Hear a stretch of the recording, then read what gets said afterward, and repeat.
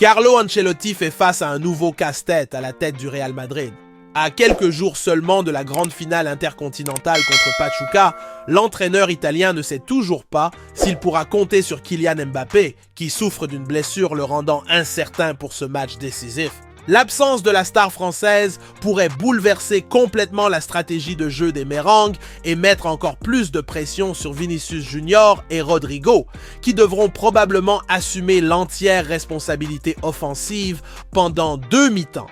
Cependant, une question suscite la controverse. Pourquoi Ancelotti ne fait-il pas confiance à Endrick, la jeune pépite brésilienne, même dans une situation aussi délicate? Mbappé, pièce maîtresse de l'attaque madrilène, a ressenti une gêne musculaire lors du dernier match et les médecins du club surveillent de près l'évolution de sa condition. À ce jour, sa présence pour la finale n'a pas encore été confirmée, laissant le Real Madrid dans l'attente. Sans Mbappé, l'équipe perd non seulement l'un de ses meilleurs finisseurs, mais aussi l'explosivité et la capacité à briser les lignes défensives qu'il apporte sur le terrain.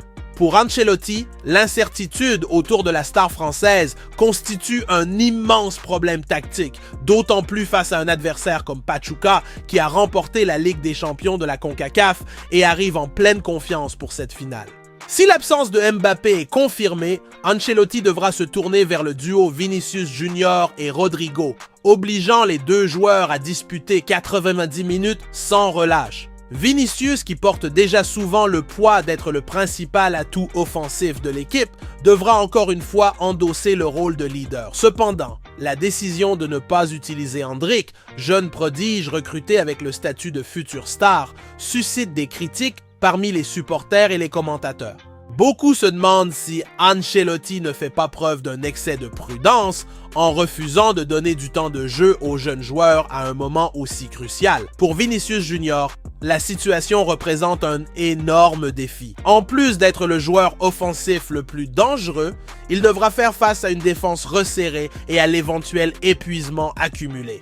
Le Brésilien a déjà montré sa résilience, mais jouer 2 mi-temps complètes dans une finale d'une telle intensité pourrait augmenter le risque de fatigue ou même de blessure. De son côté, Rodrigo devra également élever son niveau de jeu, endossant non seulement un rôle de soutien, mais devenant un partenaire capable de partager